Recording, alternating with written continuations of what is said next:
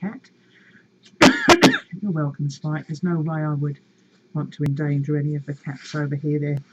They're just too gorgeous to sort of muck around with. The longer you leave it, the more chance of them getting really ill. Oh, I know. He's looking so mournful there because he doesn't want to be in there. I know, Gent. It's good for you tonight. Yeah. You be a good boy. Okay, so I hope you've all got your coffee and you're sitting back comfortably, and I'm not giving him any kisses at the moment, cool, but I will when he's better, because Jackie's put a sign on there that if you touch him, you've got to wash your hands, so I'm not going to touch him tonight, and I've made sure, left a note for Cherie. He'll have to stay there tonight, and he loves people, which is really sad, but he'll be all right tomorrow, I'm sure. He'll be all right tomorrow, I'm sure. Sorry, I keep forgetting you need a bit more volume. So I hope you've all got your cocoa or your coffee or your tea or whatever your tipple is, and that if you're in one of these really cold places, you're all wrapped up nice and warm. Of course, most places now it's dark. I imagine the West Coast is just getting dark. So this is the story of Marky, and this is Marky. A fine looking cat. A fine looking cat. Nice big bruiser. Okay, another long time barn. I remember, for those people who haven't heard these before, this is about a family who lived at a place called Pinebrook Farm, and over the years, yeah, that counts, Sam. And over the years, cats just arrived at their place, and these are some of the anecdotes about the cats. Pinebrook Farm is in Maryland, so any of you from Maryland, this is your home country.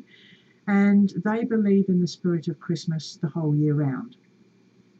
And so they have signs up around the place that talk about Christmas, and they leave them up the whole year round. They don't take them down after Christmas. So they believe in the Christmas spirit year round. So another long-time barn inhabitant, Marky serves as our resident feline social director. Well, we've sort of got that here too. He enjoys the company of all who visit, and will be the first to meet and greet, be they postman, farrier, or meter reader.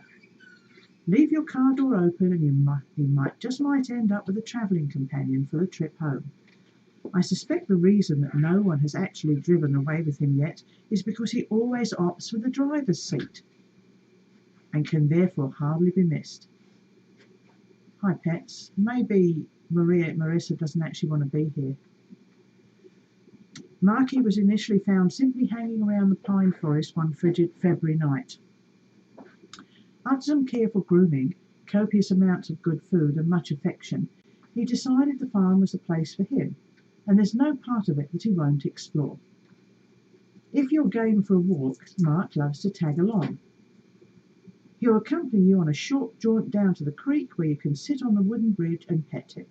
With legs dangling over the edge, you can study the buzz of aquatic life below.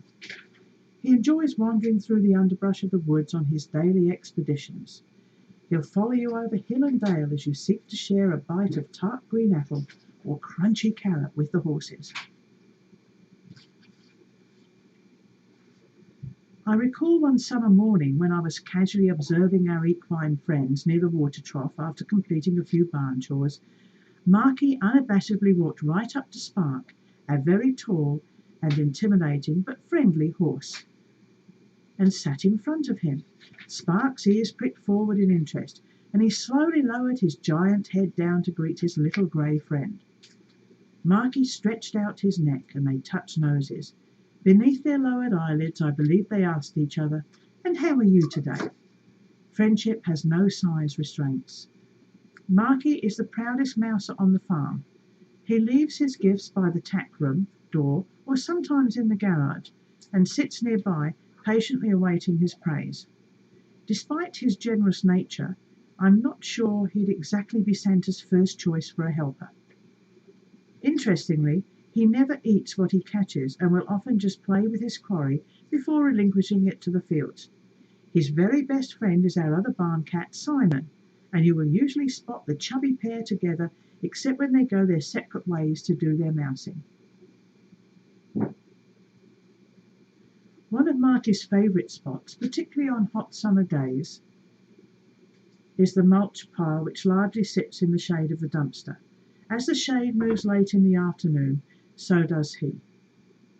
It is always amusing to drive round the corner as the barn comes into view and spot Marky, the mulch king, resting serenely atop his own personal hill. I suspect he purposefully chose this place to observe the arrival of anyone visiting the farm so he could be the first to say welcome. Hey pets, I'm really sorry and I'm going to do something here. In a minute. Hey, I hope she's all right, pets. Eric, give her our love. What a fine fellow. What a fine fellow. A really fine fellow. Now, remember with Marky they talked about Simon. So here is Simon. And boy, he is an even finer fellow. Look at him. Okay, Schnauzer, I just wanted to leave people seeing the cats. Yeah, Hank lookalike, very much. That's what I thought, pets. Is that enough? So you can still see cats over my right shoulder. Okay, Simon. Whereas Marky is the welcome wagon, Simon's sentiments are somewhat more along the lines of get lost. The most elusive of Pinebrook Farm cats, Simon will usually head for the woods when anyone other than my father approaches. Somehow all that running to hide has done nothing for his waistline, which, like Santa's, can be politely described as more than sufficient. Like many of our cats, Simon found us, rather than the other way round. My parents observed him perusing the farm one day, and soon thereafter learned that he actually belonged to one of our neighbours. His owners didn't particularly care whether he wandered away or not, which was quite opposite the reception he received at our farm. Simon wisely chose to stick around with us and has enjoyed life as a barn cat ever since. Aside from his girth, Simon looks quite a scholarly cat. His luxurious charcoal grey fur starkly contrasts his penetrating yellow eyes. I can easily picture him sitting upon a velvet tuffet next to a stack of dusty tomes, sporting round tortoiseshell spectacles and enjoying a saucer of cream. He appears to be light years ahead of his cohorts in intelligence and sophistication. Always choosing the... Hang on, if I move right over this side, if I sit at the side here, there we go. If I sit at the side, then you get a good view down there. Okay, is that all right? Okay. He's light years ahead of his cohorts in intelligence and sophistication, always choosing the loftiest and most cushioned of perches, even if it's the broad side of his friend Marky. While the outdoor cats are allowed to roam at will during the day, Dad brings them into the barn for the evening. They know the drill. Dad calls the cats to round them up, or they see him heading down the hill from the house and they follow. All, of course, except Simon. And so evenings are often spent looking for the wayward rogue. Well, that reminds me of FFRC. Goodness me, the code is. On occasion we found him hiding in the rafters behind some hay bales, probably quite amused by our wandering around upstairs and down calling his name. He's usually camouflaged in the bushes down by the creek, and chooses to venture forth nonchalantly only when he's good and ready. Yet this is not the end of his shenanigans. Refusing to cooperate, Simon dawdles as he waddles. He walks very slowly towards my dad and pauses many times to stop, look around, and maybe sit for a spell. He'll walk some more before... hang on, sorry, I'm being attacked here. He'll walk some more before deciding that cleaning his paw is an urgent matter. And before long he's bathed the rest of his rather large self. All too familiar with Simon's tardiness, Dad says it's usually just faster to go get him and carry him to the barn. I think we all know that. And there's two more pictures here of Simon. There's that one. That way. And then this one here.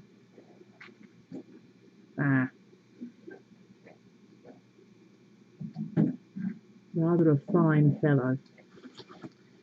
I think we all know that Simon enjoys calling the shots, but moreover the special attention that results from his preference to be a slowpoke.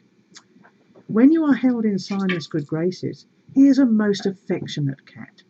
All the barn felines enjoy their morning and evening attention from my dad. The problem is, he's only got one lap.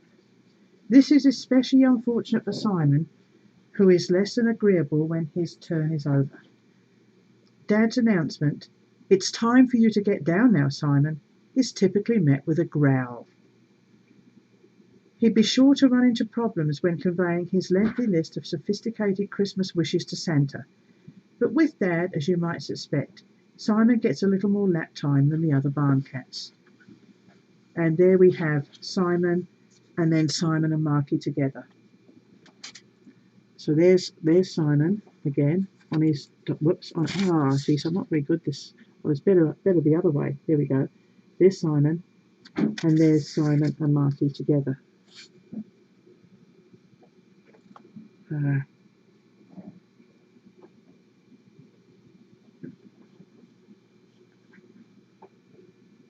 Geez. Okay, the good friends. When Cherie comes in, I'll just finish the story I'm on so that I don't have to leave one halfway through, and then Cherie will obviously take over. The next cat is Quincy. Here's a picture of Quincy.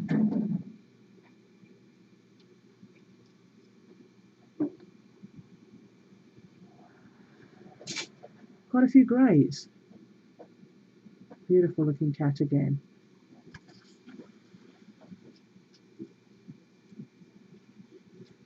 Cat in a hat. Quincy's arrival at Pinebrook Farm was a special delivery of the most unusual kind. One summer morning my father stood at the barn door pondering some chores that had to be done. His eyes swept over several pieces of equipment before he happened to glance offhandedly towards the driveway. Quite some distance away there stood a grey cat who appeared to have a deeper level of understanding about things than most creatures. Her kitten waited tentatively by her side before the pair sat down and simply stared at my dad for several minutes. Finally, the mother cat began walking toward him, the kitten tagging alongside her. They stopped again, and the mum turned to her offspring in what appeared to be a gesture of reassurance. She sat very still while the kitten trotted happily toward my father. The small grey and white feline was met with quiet words of comfort and gentle stroking of his soft fur. Despite Dad's attempts to coax the mum over as well, she looked at them one last time as if to relay her gratitude before returning to retreat down the driveway and into the woods. To this day, my father believes that the mother cat fully intended to leave her kitten on our farm with good reason. Could she not have somehow sensed that here was a safe place for the little one that would probably not survive on his own because of his trusting nature? Dad came to understand this about Quincy after a few days of observing his interactions with the current barn residents. So it was with both Quincy and the confident mother cat in mind that Dad decided to make Quincy a house cat. In much the same fashion that Marky and Simon expanded their meadows, perhaps the genes for grey coat and chubbiness are linked. Quincy has availed himself of the ever-present philosophy at Pinebrook that no dish must be left empty. It does, doesn't it, Ju? It really does. This has earned him titles such as McWaddle and Matumba. When he's not whining pathetically for his more preferred types of high-calorie food, he spends his days like most of the other house cats, curled up and snoozing in patches of afternoon sunlight, observing the local wildlife and serving as a purring lap warmer. Quincy sports an extra toe on each paw. Well, well, well. A genetic condition known as polydactyly. You may have heard of this in Ernest Hemingway's cats. With his feet resembling oven mitts, he requires an even larger Christmas stocking, but there is more of him to love. Wow, this is so much like FFRC, it's bizarre. He's still as gentle and sweet as the day he first arrived at the farm with his mother. That is with the exception of two minor bad habits. For one thing, if you taunt him by putting any part of your limbs in front of his mouth, you will receive a nice nip. Not in the sense of a flesh wound, but rather he'll hold onto your skin with his sharp teeth, and it doesn't exactly tickle. And for another, abandon your seat at the dinner table to retrieve a missing condiment, and you'll immediately find him occupying it. Although my father couldn't possibly become irritated by the imposition, when Quincy looks up sweetly, Dad will still utter, "Boy, you are rude," while pulling up another seat so as to avoid disturbing the greedy grey feline. Okay, and this here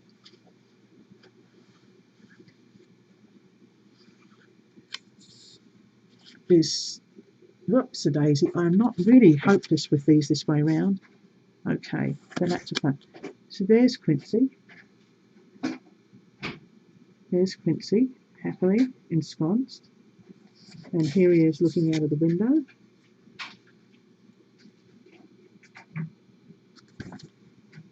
At a bird. At a little looks like a baby sparrow.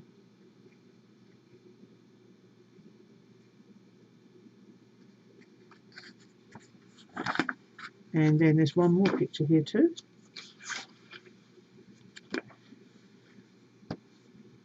Now this shows the fine fellow he is. Look at that. Look at that for a laid back cat. Look at that.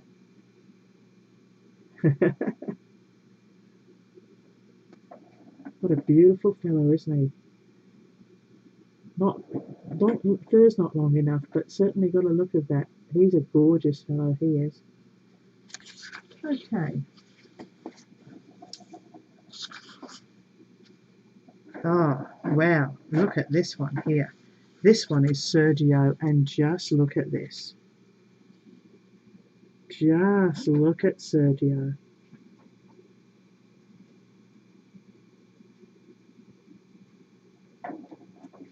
Farah?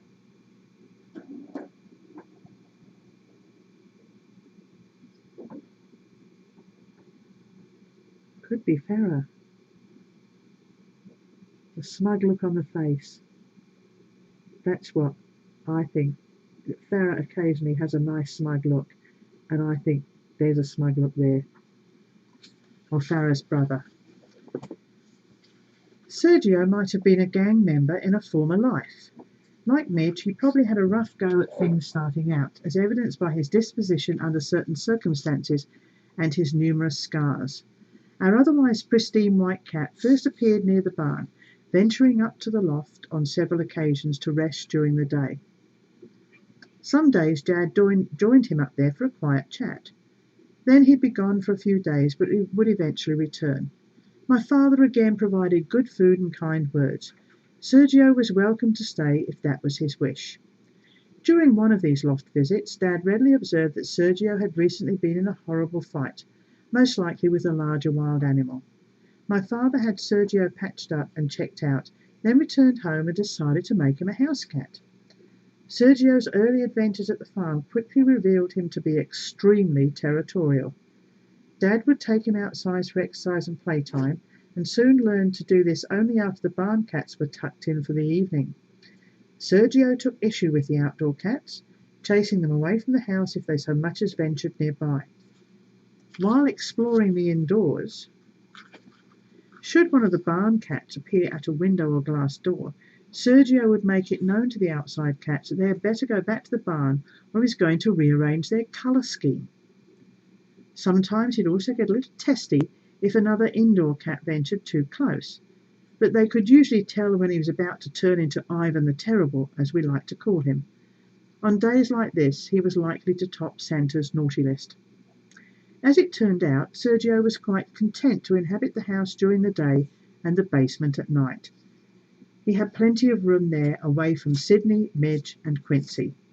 He enjoyed his evening walks with Dad and later his new best friend Lucy, during which they'd follow my father around in canine fashion. Like the pair, Sergio in essence adopted Lucy as a little sister, strangely enough allowing her all manner of leniency as far as roughhousing went. She was permitted to crawl and pounce on him, chase him up and down trees, and otherwise pester him to her heart's content. Pictured on the front cover of this book, they were also involved in helping to decorate for Christmas by meowing out orders from atop their ladder perches. His docile, loving side was also revealed by how he slept on my dad's desk and literally chirped his contentment when petted while being held upside down. Sergio will always hold a special place in my father's heart.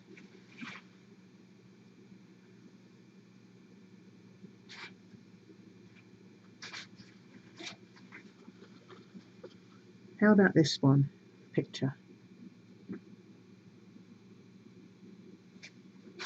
with the blue tag? It looks beautiful there. There's another one outside playing.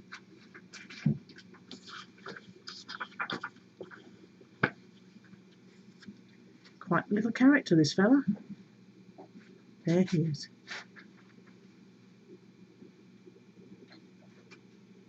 Night, Jew.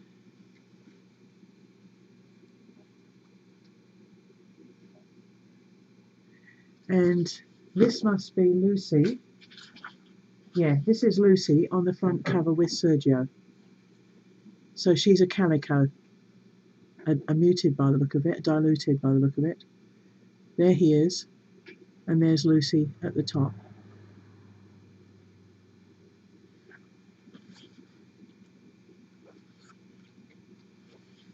So he must be running. Oh, it's not quite 9 yet, so I'll read Lucy's story. I was Schnauzer, of second of sort of 13 to 18-year-olds. Hi, Warped. Hi, Bev. I haven't said hello to a few of you guys who've come on, obviously. This is a story of Lucy. And Graciella's going to tell you this story. There you go, Graciella. Would you like to say this story? Do you want to tell the people? Hey? Hey, Graciella? Hey, darling? Hey, say hello to everybody. Say good evening to everybody. There we go. Sorry, girl. Here's Graciella. Whoops, that's better. There she is, pretty little Graciella. Hey, darling? Hey, there she goes. There's little Graciella.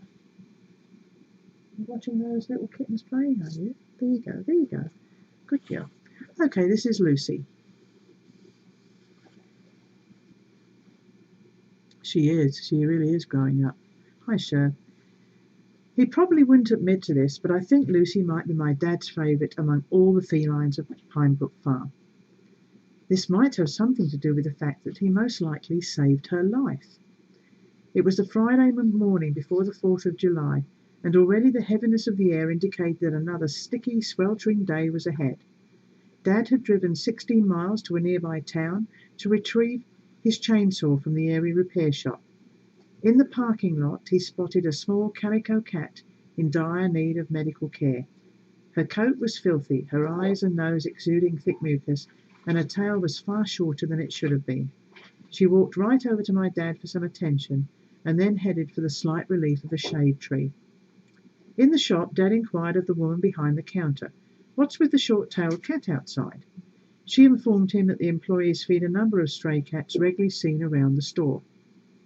Outside, Dad once again mulled over what to do, but answers weren't forthcoming. While my father's philosophy towards adopting stray cats has always been, if they come, I will care for them, Mum, understandably, has her limits. After all, they already had 8 cats to care for. And besides, this wasn't exactly his cat to rescue. Dad packed up the chainsaw and headed home. Naturally, he thought about the little calico all weekend, but never mentioned a word to my mother about it. Monday the 4th rolled by, and he was out running errands. While picking up a few supplies for the barn, Dad decided to revisit the repair shop just to see if the cat was still there. Sure enough, she was lying miserably under the same tree, tail twitching back and forth as if it echoed her restlessness. He opened the door of his truck, called her over, and she lethargically walked towards him. He put her on the seat and headed home, doubtful that she would survive. The version that Mum heard involved a very sick cat found by the side of the road.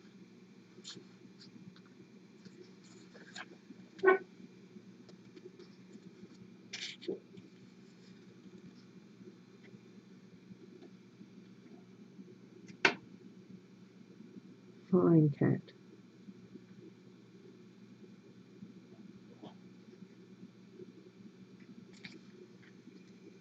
And then if we go this way, we're looking Lucy watching cartoons on the TV.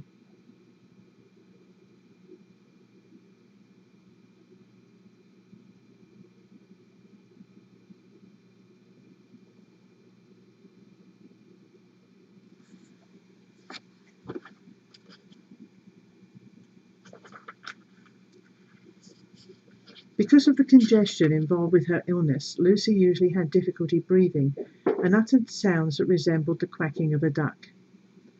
Thus she soon earned the nickname of Ducky. She spent her recuperation in a special basement room that had been converted to house feline guests of the farm. After extensive treatment, little Lucy healed quite well, broken tail and all.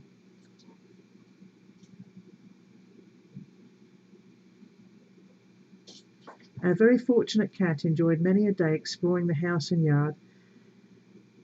Excuse me.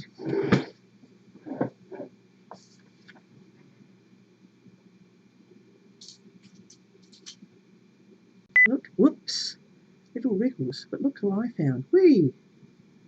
Oh, Kina, look who I found. There. Oh, little Wriggles Kegel. Little Wriggles.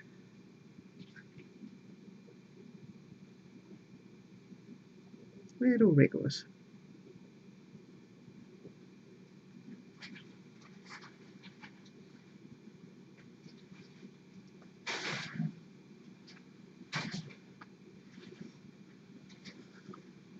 I'll just finish this one. Our very fortunate cat enjoyed many a day exploring the house and yard with her surrogate older brother and best friend Sergio. Since Sergio's passing, Porky has assumed the role of new companion and playmate to Lucy. Although quite aged, she still acts very much like a kitten, seizing each day of the life she could have easily lost. Lucy brings out the child in all of us and serves as a gentle reminder that our time on this planet should never be taken for granted. Incidentally, it took my mother about 2 days to discover Dad's little fib about how he crossed paths with Lucy. After 40 years, she knows when he's fudging the truth. He confessed and told her the real story behind the catnapping. And there we have Lucy. You're a beauty, an absolute beauty. And then we have Lucy and Sergio together.